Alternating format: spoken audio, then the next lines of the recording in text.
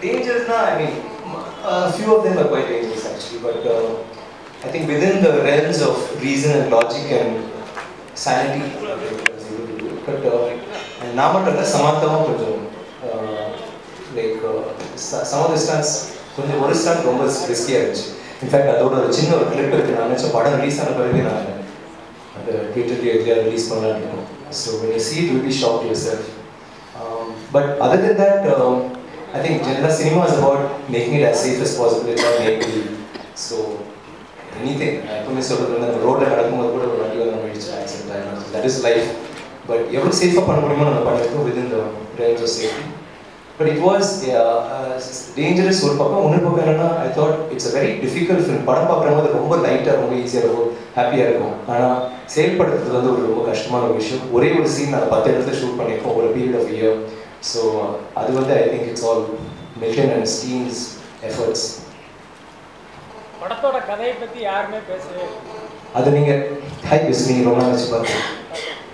அது இப்ப கதை நீங்க பார்க்கணுமா கதையை கேக்குறீங்களா? இல்ல என்ன பிரச்சனைனா இவ்வளவு நேரம் நீங்க இந்த இடத்துல நின்னு பேசுனீங்கல்ல, இந்த பேக் டிராப்பை எடுத்துட்டு பார்த்தா நீங்க பேசின எல்லாமே எந்த படத்துக்கு வேணாலும் பொருந்தும்.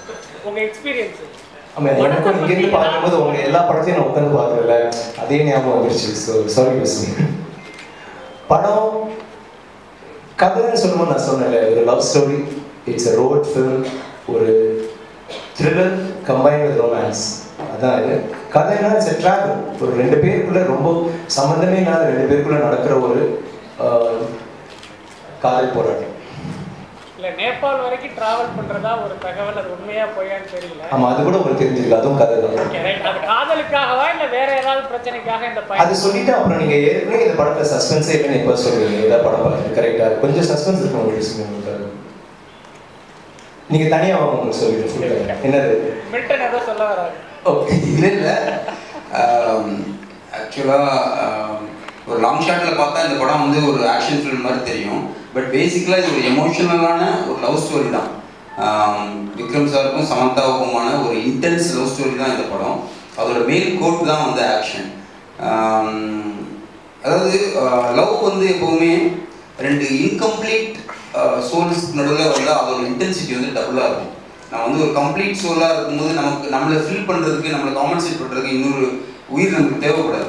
பட் ரெண்டு இன்கம்ப்ளீட் சோல் வந்து ஒருத்தவங்க கம்ப்ளீட் பண்ணுறதுக்காக ஒரு அட்ராக்ஷன் வரும்போது அதோட லவ் வந்து பயங்கரமாக டபுளாக இருக்கும். ஸோ அதுதான் வந்து இந்த படத்தில் நாங்கள் ட்ரை பண்ணியிருக்கோம். விக்ரமும் சரி சமந்தாவும் சரி படத்தில் வந்து ரெண்டு incomplete extremely opposite stages.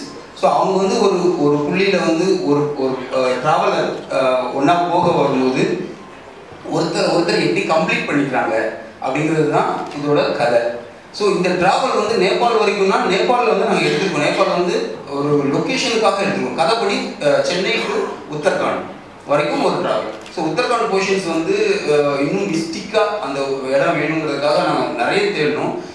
Cambodia, Mexico நிறைய பார்த்தோம். பட் நேபாளில் வந்து நம்ம ஜஸ்ட் ஒரு இந்தியாவுக்கு அடுத்த பக்கம் இருக்க நேபாளில் வந்து அவ்வளோ ஒரு லொக்கேஷன்ஸ் இருக்குது, இன்னும் யாருமே எடுக்கல அந்த லொக்கேஷன்ஸ்லாம். ஸோ இந்த படத்தில் லொக்கேஷன்ஸ் வந்து அதை பேசப்படும். ஸோ அந்த நேபாள் லொக்கேஷன்ஸ் வந்து அது உத்தரகாண்டாக காமிச்சிருக்கோம். பட் ட்ராவல் வந்து சென்னையிலேருந்து உத்தரகாண்ட் வரைக்கும் தான். பேசிக்காக இட்ஸ் லவ் ஸ்டோரி. ஆமாண்ணா, அதான் இந்த படத்தில் வந்து நாங்கள் டிஃப்ரெண்ட்டாக ட்ரை பண்ணணும்னு ஒரு கான்ஷியஸாக ட்ரை பண்ணுறது இல்லை. அதாவது பேசிக்கிறத விட உணர்றது தான் வந்து எப்பவுமே பவர்ஃபுல்லாக இருக்கும். இல்லை அதெல்லாம் சொல்ல வரேன். இப்போ நம்ம டூயட்னா என்ன, எனக்கு ஒன்று பிடிச்சிருக்கு, உன்னை பார்த்தா இப்படி வந்து எனக்கு தூக்கம் வர மாட்டேங்குது அப்படின்னு இவர் ஒரு வார்த்தை சொல்லுவார். அதுக்கு கவுண்டர் அவங்க நானும் அப்படி தான், நான் தூங்குறதே இல்லை, எனக்கு எப்போவுமே இதுதான் இது. பட் இதை வந்து அவங்க வார்த்தையே சொல்லாமல் ஆடியன்ஸ் வந்து ஃபீல் பண்ணால் என்ன ஆகும், டபுள் த இம்பாக்ட் இருக்கும். ஸோ இந்த படத்தில் வந்து டூயட் கிடையாது. ஆனால் நீங்கள் வந்து மற்ற ஒரு டூயட் இருக்க படத்தில் ஃபீல் பண்ணுற கெமிஸ்ட்ரியை விட இது ஜாஸ்தியாக ஃபீல் பண்ணுவீங்க. சார் சார்ங்க தமிழ் சினிமாவில் நிறைய எக்ஸ்பெரிமெண்ட் நீங்கள் தான் பண்ணிருக்கீங்க, நேஷனல் அவார்டு வாங்கிருக்கீங்க. இந்த ஹிந்தி ஹாலிவுட்லாம் நிறைய ஜானர் வரும். காதல் இல்லாமல் இங்கே உங்களால் படம் எடுக்க முடியாது. பீமாவில் ஆரம்பிச்சு சேது அன்னியன் எல்லாத்தையும் காதல் இருக்கு, இது இல்லாமல் ஜானர் உங்களால் முடியாது. ஆக்சுவலி நீங்கள் பார்த்தீங்கன்னா ஐ திங்க் பீமா, ராவணன், அப்படின்னு காதல் பண்ணது. பட் சினிமாவில் வேறு எத்தனை விஷயம் பேசணும்னு சொல்லுங்கள். காதல் பற்றி பேசலாம், கல்யாணம் பற்றி பேசலாம், then that's it. Very few topics. But எல்லாம் இல்லை அது இல்லை அந்நியனோ இல்லை தெய்வ திருமகளோ வந்து லவ் ஸ்டோரி இல்லை தானே. விக்ரம் சார் இருக்க ஒரு ப்ளஸ் என்னன்னா அவரை வச்சு என்ன கதை வேணா பண்ணலாங்கிறது தான். இப்போ மற்ற ஹீரோஸ் வந்து கண்டிப்பாக காதல் வச்சு தான் பண்ணி ஆகணும், அதை ஒட்டி முன்ன பின்னா இருக்கலாம், ஒரு ரிவெஞ்ச் வேணா இருக்கலாம். பட் விக்ரம் சார் வச்சு நீங்கள் என்ன வேணா பண்ணலாம். தெய்வ திருமகள் வந்து லவ் ஸ்டோரி கிடையாதுன்னு. அந்நியன் கூட என்ன ஒன்லைனாக எடுத்த லவ் ஸ்டோரி கிடையாது, அது ஒரு ஸ்டோரி வேற தானே. ஒன்லைனில் சொல்லும் போது இவன் இவனை மீட் பண்ணா லவ் பண்ணாங்கன்னா தான் லவ் ஸ்டோரி. அதுவும் எல்லா படங்களையும் வந்து வேற ஒரு லவ் இருக்கும், பட் வேற ஒரு விஷயம். இப்போ நீங்கள் தில் கூட பார்த்தீங்கன்னா, தூள் கூட பார்த்தீங்கன்னா லவ் ஸ்டோரி தான், தில்லும் லவ் தான். பட் அது பிரச்சனை வந்து வேறு. பட் இது வந்து ஆக்சுவலி நீங்கள் படம் பார்த்தீங்கன்னா இது ஒரு ஆக்ஷன் ஃபிலிம், இது ஒரு த்ரில்லர். வெளியில் வரும்போது ஆக்சுவலி ஒரு லவ் ஸ்டோரி இல்லை, அதெல்லாம் விக்ரம் சார் வந்து கதையை கேட்டால் கதையை சொல்லணும்னா அது படத்தில் பார்த்தவங்க விஷயப்பட சொல்லாங்கல ஒரு கதையை வைத்து 100 திரைக்கதை எழுத முடியும். சினிமாவுக்கு தேவை திரைக்கதை தான். விஸ்பி எடுத்து கதை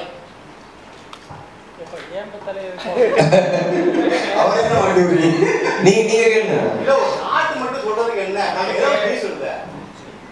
இல்ல புரியல.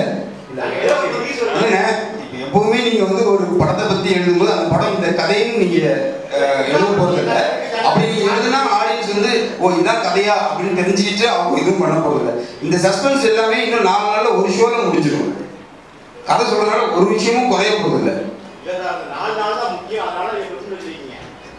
இப்ப என்ன வேணும் உங்களுக்கு, கதை என்ன வேணும் தெரியுமா? அதை வேணுமா இல்லை படத்தை போட்டு காட்டலாம்.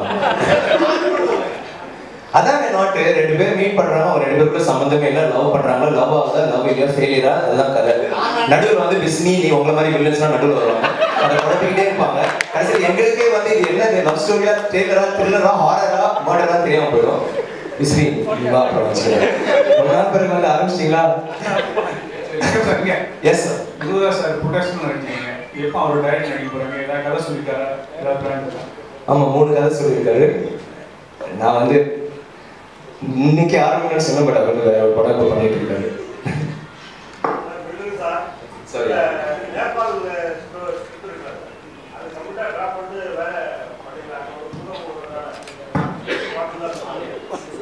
இல்ல அது நாங்க ஷூட்டிங் முடிச்சிட்டு வந்த ஒரு வாரத்துல நடந்துச்சு. இல்ல முடிஞ்சு ஷூட்டிங் முடிஞ்ச பிறகு இல்ல அப்படி ஒன்றும் இல்லை.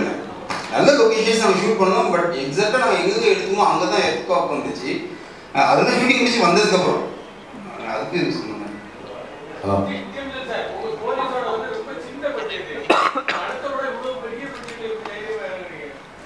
ஆனால் ஒன்றும் இல்லை, நீங்கள் கதையை நம்பினீங்கன்னா நீங்கள் பட்ஜெட்லாம் உங்கள் மைண்டில் வரவே வராது. படத்துக்கு என்ன தேவைங்கிறது தான். இப்போ கோலிசோடா வந்து ஃபுல்லாகவே கோயம்பேட்டில் நடந்துச்சு, அதனால தான் அது பட்ஜெட் கம்மியாச்சு. இப்போ அதே கோலிசோடாவே வந்து நம்ம ட்ராவலும் கன்சியூம் பண்ணால் அதுக்கு நம்ம செலவு பண்ணி தான் ஆகணும். இப்போ இந்த படத்துக்கு செலவு என்னன்னா நம்ம ட்ராவலும் எல்லாரோட டெக்னீஷியன் சம்பளம் தான். மற்றபடி நம்மளோட ஒர்க்கிங் பேட்டர்ன் ஸ்டைல் எல்லாமே ஒரே மாதிரி தான். ஃப்ரேமில் என்ன வருதோ அதான். இல்லை அப்படி இல்லை, இது ஆக்சுவலி கோயம்பேடு மாவட்டத்தில் தான் எடுத்தாலும் சொன்னாரு. நான் வந்து கொஞ்சம் ரொம்ப லைக் எவ்வளோ நேரம் ஒரே ஃப்ரேம் பார்த்தேன், கொஞ்சம் மாறி எங்கே போகிறேன் சரி நேபாள் வரைக்கும் சரி ஓகே அவ்வளோதான். Hello sir, car driver. எல்லாரும் லாரி டிரைவர் போட்டீங்க, ஆக்சுவலி கார் டிரைவர். சாரி இதுவா ஓகே கார் டிரைவர். முருகா சார், உங்களுக்கு தான் கேள்வி. ஒரு திரைப்படத்தோட வெற்றிக்கு கதை காரணமா திரைக்கதை காரணமா? கண்டிப்பாக திரைக்கதை தான். அவர் உங்கள்கிட்ட கதையாக சொன்னார், ஒரு கதையை நம்பி எப்படி அதை பாய்ப்படுத்தீங்க? திரைக்கதை தான் சொல்லுவார். கதைங்கிறது என்ன, ஒரு சொல்லும் போது நான் கதை 5 மினிட்ஸில் சொல்கிறது கதை. அதே ஃபஸ்ட்டு சீன்லேருந்து கிளைமேக்ஸ் எண்டு கார்டு வரைக்கும் சொல்கிறது ஸ்க்ரீன் பிளே இல்லையா? அதை கேட்கும்போது தான் நமக்கு ஒரு படம் பார்க்குற மாதிரி ஃபீல். திரைக்கதையாக சொல்லுவோம். திரைக்கதை கண்டிப்பாக முடியும்.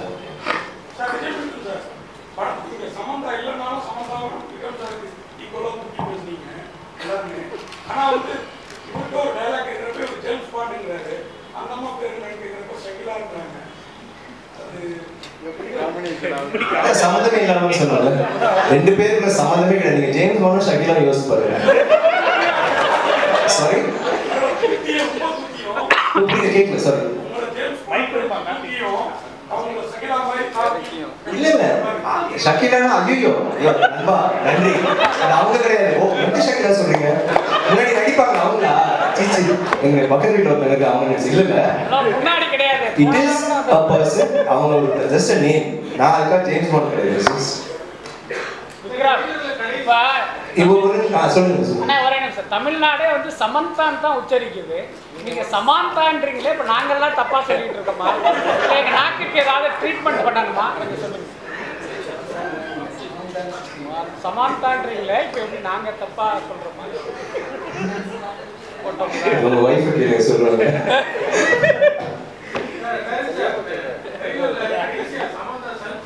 சமாந்தா ஆமா அதான் எங்களுக்கு புரியல. போட்டுட்டோம் நடுவுல.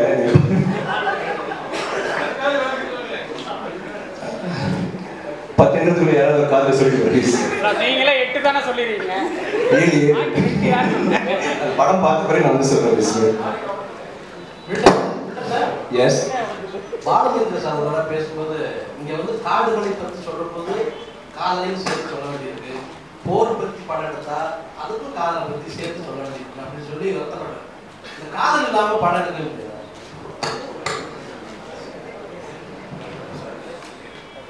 எடுக்க முடியாதான்னு எதுவுமே கிடையாது. எனக்கு குற்றம் கடிதல்லாம் நான் பார்த்தேன், எனக்கு ரொம்ப பிடிச்சிருந்தது. காக்கா முட்டையில காதல் இருந்ததா? இல்லை தானே.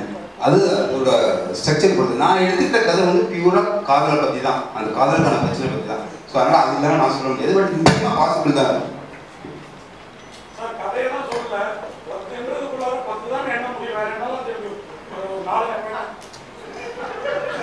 அதாவது நீங்கள் கார் ஓட்டும்போது ஃபீல் பண்ணியிருப்பீங்க. ஒரு காரில் வந்து நீங்கள் ஹைவேல போகும்போது ஈஸியாக நம்ம 150 160 போவோம், டிராஃபிக் இருக்காது. அதனால் ஈஸியாக 160 ரீச் பண்ணுவோம். அப்போ 160 கிலோமீட்டர் போயிட்டு இருக்கும்போது திடீர்னு ஏதோ ஒரு லாரி வந்து ராங் சைடில் வருவாங்க இதில். ஸோ அங்கே வர்ற மாதிரி இருக்கும். பட் வித்தின் செகண்ட்ஸ் நம்ம அதை ரீச் பண்ணுவோம், கிட்ட போயிடும். ஸோ அங்கே ஒரு லாரி வரும்போதே நம்ம டிசைட் பண்ணி ஆகணும் அவன் என்ன ஸ்பீடில் வரான், அவன் நிறுத்த போகிறானா, லெஃப்டா ரைட்டா, இன்கேஸ் நம்ம அவன் தப்பாக வந்தால் நம்ம பிரேக் போட்டால் நிறுத்திட முடியுமா, இங்கே யார் சீட் பெல்ட் போட்டிருக்கா, யார் யார் என்ன பொசிஷனில் இருக்கா, இது திருப்பலாமா ரைட்டில் திருப்பலாமா, எந்த பக்கம் டேமேஜ் கம்மி. இது வந்து ஒரு டிரைவரோட ஆட்டிடியூட். ஸோ எப்போவுமே அவன் மைண்ட் வந்து ஓடிட்டு இருக்கும். நீங்கள் நமக்கு வந்து ஒரு 10 செகண்ட்ஸுங்கிறது வந்து ரொம்ப கம்மி டைம். பட் டிரைவருக்கு வந்து ஜாஸ்தி 10 செகண்ட்ஸ்க்குள்ள பல தாட்ஸ் வரும். என்னென்ன இது பண்ணுவோம் இங்கே போனால் அப்புறம். ஸோ இதுதான் வந்து இந்த படத்தில் ஹீரோட ஆட்டிடியூட். அவர் வந்து ஒரு டிரைவராக இருக்கிறதுனால எல்லாத்தையும் வந்து ஒரு கிளான்ஸ்லேயே கால்குலேட் பண்ணுவார். ஓகே இப்படி போனால் இது நடக்கும், இப்படி போனால் இது நடக்கும், இவனை இப்படி அடிச்சா இங்கே நடக்கும். ஸோ இதுதான் அந்த 10 என்பதுல. அதனால எல்லா டிரைவரும் அப்படி நல்லா ஓட்டுவான்னு நினைக்காதீங்க. எங்கள் ஒய்ஃப் ரொம்ப மோசமாக ஓட்டுவாங்க. என்னங்க? Nice question. நெக்ஸ்ட்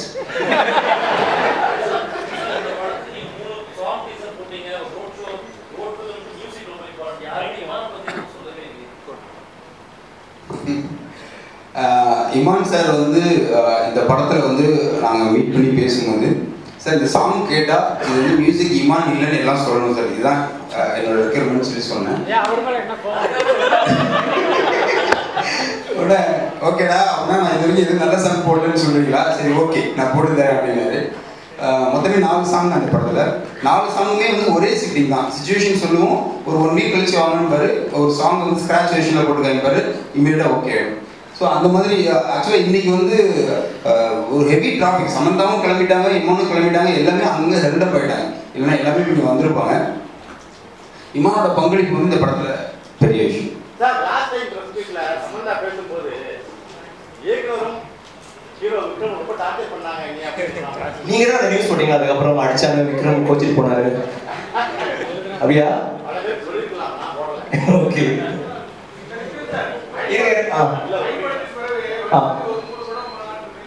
என்னங்க? 3 நாள் இல்லை, 2 படமாவது மினிமம். 2 படம் ஆயிடுச்சுல. ஐக்கு பிகினிங் வந்துச்சு, இப்போ 2 படம் வந்துச்சு. ஏங்க சும்மா நீங்க இருந்தீங்களா அன்னைக்கு? அப்படியா? சரி, அப்போ அவங்க ஜோக்கு தான் சொன்னாலும் புரிஞ்சுப்பீங்க. இவ்வளவு புத்திசாலித்தனமா பேசுங்க, புரிஞ்சுக்கலாம். Sorry to interrupt sir. Thank you so much. தங்களது கேள்விகளுக்கு நிறைய மனமார்ந்த நன்றிகள். நீங்க அப்படியே